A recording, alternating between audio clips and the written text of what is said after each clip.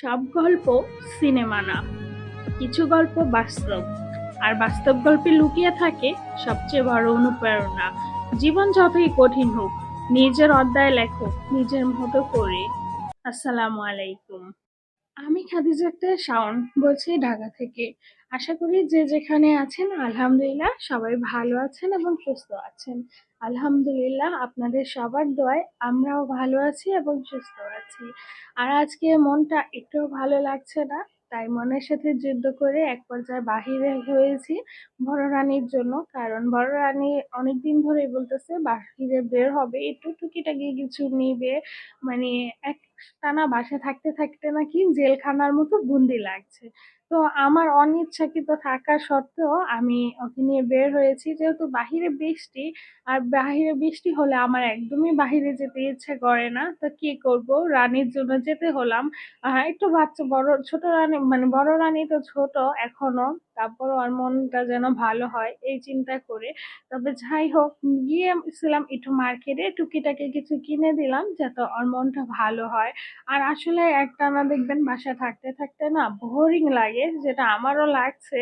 কিন্তু ওই যে বৃষ্টি হচ্ছে এর মধ্যে আর বাহিরে যেতেও ইচ্ছা করে না আমার। এটা আমার সবচেয়ে ভালো লাগে ফাল্গুন মাসে, যে সময়টা আপনার বাতাস থাকে, একটু মেঘলা মেঘলা থাকে, ওই সময়টা আমার বাহিরে যেতে খুবই ইচ্ছে করে। কিন্তু আমি তো হাউস ওয়াইফ, এই জন্য ইচ্ছা থাকা সত্ত্বেও না সবসময় বাহিরে যাওয়াটা আমার জন্য হয়ে ওঠে না। আজকে হুট করে বের হয়ে গিয়েছি আপনাদের ভাইয়াকেও বলে। আপনাদের ভাইয়া অবাক হয়ে গেছে, কারণ আমি হুটহাট বের হই না। আমার বাসা থেকে বের হতে গেলে আমার আগে থেকে প্ল্যান করতে হয়। তো যাই হোক, টুকিটাকি কিছু কিনে দিয়েছিলাম বড় রানীকে। তারপর বাসায় আসলাম, আর যেহেতু বাসায় এসে আমাকে আবার রান্না করতে হবে। আগামীকাল থেকে বড় রানী স্কুলে যাবে। আর স্কুল খুলেছে অনেক দিন হয়ে গিয়েছে, এ পর্যন্ত আর বড় রানী স্কুলে যায় নাই। আগামীকাল থেকে শুরু করবে, একটানা যাবে আবার ইনশাল্লাহ, আল্লাহ যদি বাঁচায় রাখে।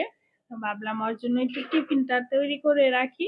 আর যেহেতু আমি বাসা থেকে টিফিন দেই, চেষ্টা করি সবসময় ভালো টিফিন, মানে সকালে তো একদমই খালি পেটে বের হয় না, একটু রুটি অথবা বিস্কিট খেয়ে বের হয় অল্প একটু, তারপরও তো খালি পেটেই ধরা যায়। তো এই জন্য একটু চেষ্টা করি ভারী টিফিনটা দিয়ে দেওয়া, সেটা তো আপনারা জানেনই। আর শুক্রবারে একটু পোলাও রান্না করেছিলাম, ওই সময় চালটা একটু বেশি দিয়েছিলাম যেন আমি শনিবারের টিফিনটা রেডি করে রাখতে পারি। তো ওইটা দিয়ে একটু রাইস রান্না করেছি। আর তেমন একটা সবজি দেই নাই, এখন ডাল বাগার দিয়ে একটু শাক বসিয়ে দিয়েছিলাম। এইগুলো হচ্ছে আজকে রাতেও যাবে, আবার হচ্ছে গিয়ে আগামীকাল যেহেতু আমি স্কুল শুরু করব, আগামীকালকে যেন দুপুরে আমার চলে যায়, এইরকম ভাবে আমি রান্না করেছি। তো যাই হোক, আমার ভিডিওটা কেমন লাগে একটু কমেন্ট করে জানাবেন। আর যদি ভিডিওটা ভালো লাগে একটু লাইক কমেন্ট শেয়ার করে দিবেন। আর কে কেমন ভিডিও চান সেটাও আমাকে একটু কমেন্ট করে জানাবেন।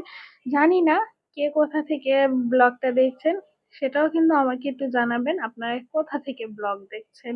আর আমি যে এই যে ভগর ভগর করি, কি করব বলেন, বগর বগর না করলে তো আবার মামাও ভালো পায় না, মামাও পছন্দ করে না। মামাকে পছন্দ করার জন্য একটু মাঝে মধ্যে আপনাদের সাথে বগর বগর করতে হয়। মামা ভালো আরো লং ভিডিও দিতে, কিন্তু 2 মিনিটের বেশি কথা বললে কি বলবো না বলবো সেইগুলো ভুলিয়ে যায়। তো যাই হোক, এইদিকে আমি শাক বাগা দিয়ে দিচ্ছি।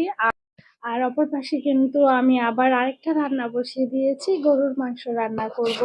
তো এটা হচ্ছে কি আপনাদের ভাইয়ার জন্য। তো যাই হোক, রাতের বেলা যেহেতু আমরা সবাই একসাথে বসে খাই, এজন্য চেষ্টা করি রাতে একটু রান্নাটা করার জন্য।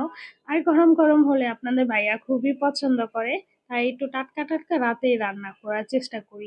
তো যাই হোক, ভিডিওটি যদি ভালো লাগে শেয়ার করে দিবেন। আল্লাহ হাফিজ।